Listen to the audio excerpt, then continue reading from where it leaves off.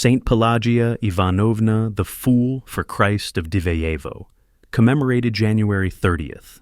In the world, she was known as Pelagia Ivanovna Serebrennikova. She was born in Arzamas to parents named Ivan and Paraskeva, and she had two brothers named Andrew and John. In her childhood, her father died, and her mother remarried a strict man named Alexei. As a child, she came down with a severe illness, making her bedridden for a very long time. When she finally recovered, it was as if she was a different person, doing foolish things often. For example, she would go out to the garden in the middle of the winter.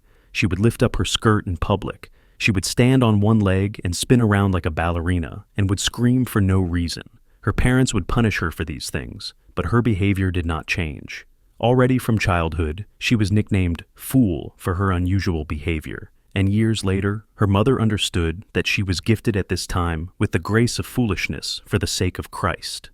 Her parents gave her away in marriage when she was 19 to a man named Sergei, and they were married in the Church of St. John the Theologian in Arzamas on May 23, 1828. As newlyweds, her husband wanted to help her with her mental situation, so he took her with her mother and visited Saint Seraphim of Sarov, who conversed privately with her for a long time. On parting, the elder bowed to her and said, "Go, Matushka, to Diveyevo and keep my orphans in your care. God will glorify you there." And he handed her a prayer rope. This was seen and heard by her husband and mother. As she walked away, a young monk standing outside the elder's cell asked him who she was. "Trust God, Father John," replied the saint. "This woman whom you see will be a great luminary for the whole world. She is Pelagia Ivanovna from Arzamas." Pelagia's situation soon proved to be too much for her husband. She began to spend all her nights in prayer and to play the fool as if she had lost her mind. Pelagia suffered cruel blows and began to walk along the streets almost naked, acting crazily and suffering taunts and mockery. She spent every night in prayer on the church porch. When her husband gave her some money for her needs, she would turn around and give it all away to the poor. Sergei therefore kicked her out of the house, and Pelagia returned to her mother's house. There, however, she was also treated cruelly and beaten by her father-in-law, as well as from his children from his first marriage. One time his youngest daughter even tried to kill her by hiring a sniper to shoot her when she returned home from the city. Soon after, her mother went to visit Saint Seraphim again about her daughter's situation, and he told her to allow Pelagia to do what she was doing, for it was pleasing to God. From that time forward, she was allowed to live freely as she desired. In 1837, the sisters of the Diveyevo monastery saw Pelagia Ivanovna, took pity on her, and brought her with them. This is how the prophecy of Saint Seraphim was fulfilled.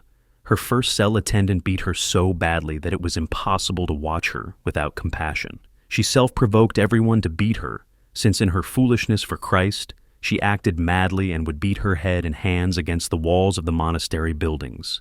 She rarely stayed in her cell, spending most of her time in the monastery yard, either sitting in a pit filled with filth or at the corner of a guardhouse.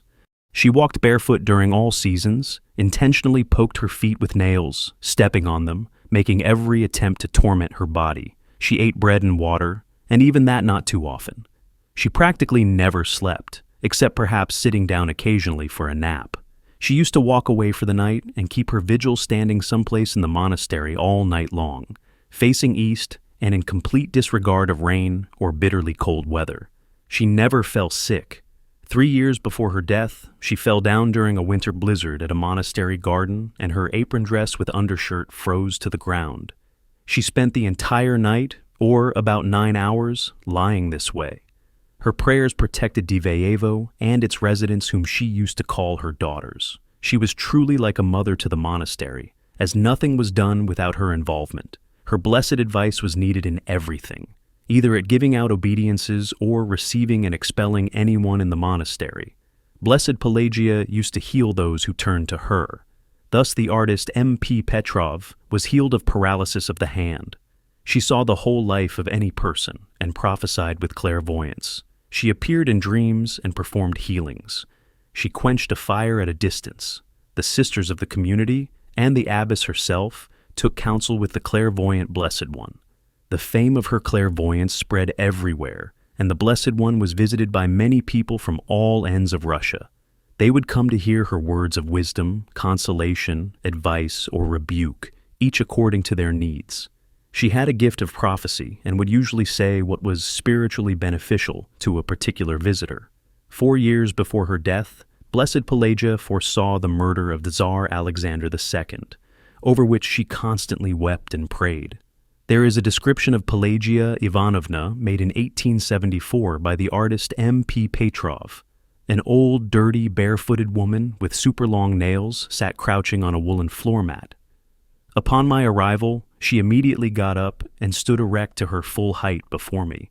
She was a woman of beautiful build, with truly unusual and expressively bright eyes. Her prayerful intercessions kept many safe and helped them enter into life eternal. Without a doubt, anyone who prays to her keeps them safe now, raising her prayers and beseeching for them before the throne of God. After 20 years of asceticism, Blessed Pelagia, at the command of Saint Seraphim, who appeared to her in a dream, shut herself up in a cell, began to avoid people, became silent, sat and slept always on the floor near the entrance door, and spent her nights in prayer. She fed mainly on black bread, from which she rolled little balls, which served her instead of beads for the Jesus prayer. She never washed her body or cut her nails.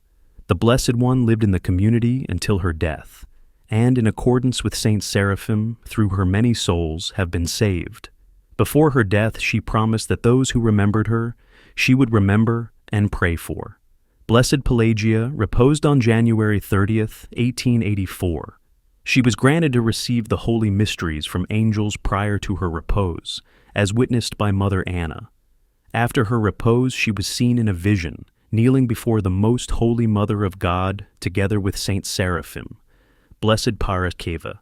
Semenovna called her a second Seraphim, and she became known as Seraphim's Seraphim. She was buried behind the sanctuary of the Church of the Holy Trinity, as she had foretold 7 years prior.